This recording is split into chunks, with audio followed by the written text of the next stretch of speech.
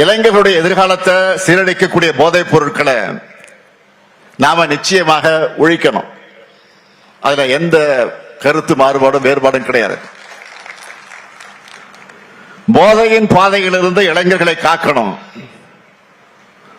அதற்காக அரசு பல்வேறு நடவடிக்கைகளை எடுத்துக்கிட்டு இருக்கு. அது மூலமா ஓரளவுக்கு, முழுமையாக இல்ல, ஓரளவுக்கு பலனும் கிடைச்சுக்கிட்டு இருக்கு. ஆனா ரொம்ப முக்கியமானது, அந்த பழக்கத்திற்கு அடிமையானவங்க அதோட பாதிப்புகளை உணர்ந்து அந்த பழக்கத்தை கைவிடணும். அவங்க கூட இருக்கிறவங்க அவங்கள திருத்தணும். போதைப் பொருட்களுடைய பழக்கம் என்பது மிகப்பெரிய நெட்வொர்க். அந்த நெட்வொர்க் அழிக்க மாநில அரசுகளும் ஒன்றிய அரசும் இணைஞ்சு செயல்படணும். ஏராளமான போதை வஸ்துகள் நாட்டுக்குள்ள வருது. அதிகப்படியான போதைப் பொருட்கள் எந்தெந்த துறைமுகங்கள் வழியா நாட்டுக்குள்ள நுழையுதுன்னு நம்ம செய்திகள்ல பார்க்கிறோம், படிக்கிறோம். இந்த நுழைவு வாய்களை நாம அடைச்சாகணும். நாட்டோட எல்லைக்குள்ள போதைப் பொருட்கள் வர்றதையும் மாநிலம் விட்டு மாநிலம் கட்டுப்படுத்த, மாநிலம் விட்டு மாநிலங்கள் கடத்தப்படுவதையும் ஒன்றிய அரசின் முகமைகள் தீவிரமாக கண்காட்சியை தடுக்கணும். அதுக்கு எல்லா மாநில அரசுகளும் தேவையான எல்லா ஒத்துழைப்பையும் கொடுக்கணும். எடுத்துக்காட்டுக்காக நான் சொல்றேன், கடந்த சில மாதங்கள்ல திருவள்ளூர், வேலூர், ராணிப்பேட்டை போன்ற மாவட்டங்கள்ல இருந்து 1 லட்சத்துக்கு அதிகமான போதை மாத்திரைகளை பிடிச்சிருக்கிறோம். இந்த கடத்தல்ல சம்பந்தப்பட்டவங்க மகாராஷ்டிரா, ஆந்திரா, தெலுங்கானா, ஹரியானா போன்ற மாநிலங்களை சார்ந்தவர்களாக இருக்காங்க. அதே போல இன்னும் சில வழக்குகள்ல குற்றவாளிகள் நைஜீரியா, செனகல் போன்ற நாடுகளை சார்ந்தவர்களாக இருக்காங்க. இப்படிப்பட்ட நெட்வொர்க்கை ஒழிக்க எல்லாரும் கைகோக்கணும். நம்மை பொறுத்த வரைக்கும் போதைப் பொருள் பழக்கத்தை முற்றிலுமாக ஒழிக்கணும்னு தமிழ்நாடு அரசோட துறைகள், ஒன்றிய அரசின் துறைகளோட அண்டை மாநில காவல்துறையினரோடு முழு ஒத்துழைப்பையும் கொடுத்து செயல்பட்டு வருகிறது என்பதை நான் தெரிவிக்க கடமைப்பட்டிருக்கிறேன். போதை ஒழிப்புங்கிறது சமூகத்தோட கூட்டு பொறுப்பா இருக்கணும். முக்கியமா கலைத்துறை சார்ந்தவங்க பொறுப்புணர்ச்சியோடு தங்களுடைய படைப்புகளை உருவாக்கணும். போதையின் தீமைகளை சொல்றது தப்பில்லை. அதை குளோரிஃபை பண்றது ஒரு தலைமுறையே சீரழிச்சிரும். அதே போல பெற்றோர்கள் தங்கள் குழந்தைகள் பாசனத்தை காமிக்கணும் தான், அதை மறுக்க முடியாது. அதுக்காக அவன் பாதை மாறி போகும்போது வேடிக்கை பார்த்து கொண்டிருக்க கூடாது. யூடியூப், இன்ஸ்டா ரீல்ஸ் மூலமா வரக்கூடிய ஈஸி மணி பசங்களை தவறான பாதையில கொண்டு போறதுக்கான சான்ஸ் தான் அதிகம். எனவே குழந்தைகளை பொறுப்போடு வளர்க்கணும் பெற்றோர்களை நான் கேட்டுக்கொள்கிறேன்.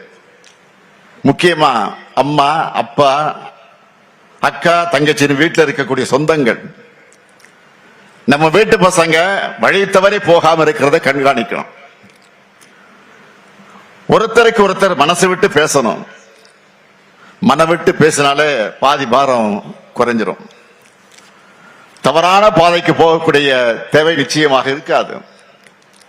அதேபோல் ஆசிரியர்கள், சமூக வலைதள பிரபலங்கள் எல்லாருமே போதைப் பொருளுக்கு எதிரான விழிப்புணர்வை தொடர்ந்து பரப்பணும்னு நான் கேட்டுக்கிறேன். 4.5 ஆண்டு காலமாக தமிழகத்தினுடைய முதலமைச்சராக திரு ஸ்டாலின் அவர்கள் இருக்கிறார்.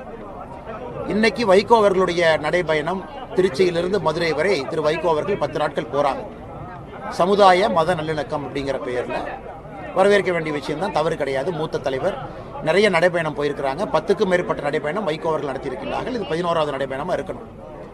நம்முடைய தமிழ்நாட்டினுடைய முதலமைச்சர் அவர்கள் அங்கே சென்று விட்டு இந்த முழு பூசணிக்காய சோத்துல மறைக்கிறது அப்படிம்பாங்க. அதை இன்னைக்கு நாம பார்த்திருக்கின்றோம். எப்படின்னா, அதாவது தமிழகத்தில் கஞ்சா புழக்கம் அதிகமாக இருக்கிறது, நம்ம எல்லோருக்குமே தெரியும். சிந்தட்டிக் ட்ரக் அதிகமாக இருக்கிறது. ட்ரெடிஷ்னல் ட்ரக்ஸ் என்று சொல்லக்கூடிய கஞ்சாவிலிருந்து புழக்க வழக்கங்கள் அதிகமாக இருக்கு. அப்படியே திருப்பி இன்னைக்கு மத்திய அரசு தான் காரணம் என்கின்ற பழிய மத்திய அரசின் மீது போட பார்க்கறாங்க. திமுகவுக்கு கைவந்த கலை, அதுவும் குறிப்பாக முதலமைச்சர் ஸ்டாலின் ஐயாவுக்கு கைவந்த கலை. 6 மாத காலம் இருக்கும்போது அதை கையில் எடுப்பாங்க. முதலமைச்சர் அவர்களுக்கு யாராவது அரசியலமைப்பு சட்டத்தை பற்றி பாடம் எடுக்க வேண்டிய கட்டாயம் நமக்கு இருக்கு. அரசியலமைப்பு சட்டம் என்ன, அதை படிச்சுட்டு தான் அவர் பதவி பிரமாணம் எடுத்து தமிழகத்தினுடைய முதலமைச்சர் அந்த இருக்கையில் இருக்கிறாங்க. அப்ப இந்த law and order, maintenance, security இதெல்லாம் யாருடைய பொறுப்பு அப்படின்னு பார்த்தா ஸ்டேட் லிஸ்ட்ல வரும். 3 லிஸ்ட்ல, ஸ்டேட் லிஸ்ட்ல, மாநில அந்தஸ்து பட்டியல் அதெல்லாம் இருக்கும். அதற்குத்தான் காவல்துறை என்பது மாநில அரசுடைய முழு பொறுப்பில் இருக்கக்கூடிய ஒரு துறை. மத்திய அரசுக்கும் தமிழகத்தினுடைய காவல்துறைக்கும் எந்த சம்பந்தமும் இல்லை. எனக்கு முழுமையாக இந்தியா முழுவதுமே காவல்துறை என்பது மாநில அரசுடைய பொறுப்பு. அதுக்குள்ள இன்டெலிஜென்ஸ் முதலமைச்சருடைய பொறுப்பு, அதுக்குள்ள கஞ்சா ஒழிப்பு பிரிவு முதலமைச்சருடைய பொறுப்பு. இவ்வளவு விஷயம் இருக்கு. மத்திய அரசு மாநில அரசுக்கு ஹெல்ப் பண்றதுக்காக நார்கோட்டிக்ஸ் கண்ட்ரோல் பியூரோ NCB என்கின்ற அமைப்பு வச்சிருக்கிறாங்க. அதுவும் கூட எனக்கு சவுத் ஜோன் டைரக்டரா தமிழகத்தை சார்ந்த தமிழ்நாட்டில் இருக்கக்கூடிய IPS அதிகாரி ஒருத்தர் அங்க பொறுப்பேற்றிருக்கிறார்.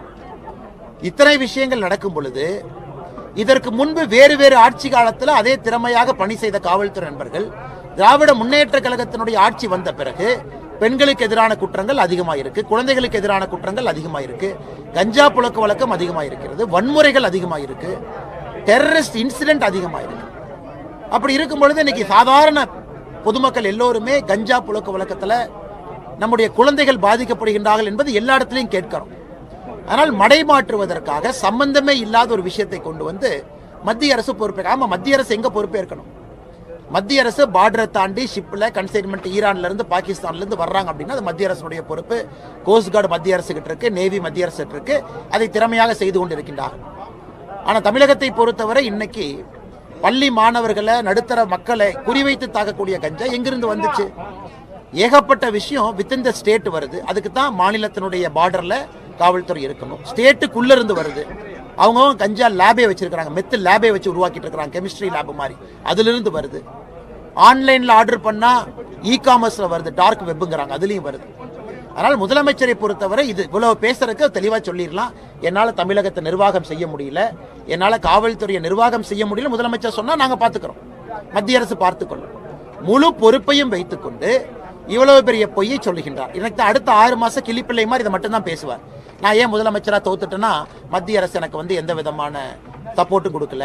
நான் ஏன் முதலமைச்சரா தோத்துட்டுனா மத்திய அரசு தமிழ்நாட்டுக்குள்ள வர்ற கஞ்சாவை கட்டுப்படுத்தல. நான் ஏன் முதலமைச்சரா தோத்துட்டுனா தமிழகத்தினுடைய காவல்துறை மத்திய அரசு கட்டி போட்டார்.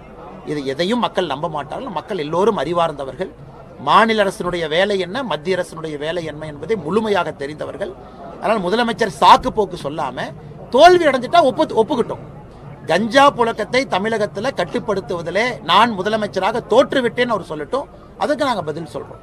ஆனால் தோற்றுவிட்டு பழியை மத்திய அரசின் மீது போடுவதை எந்த காரணத்திற்கும் ஏற்றுக்கொள்ள முடியாது. சார், தமிழ்நாட்டிலிருந்து ஷிரடி சாய்பாபாக்கு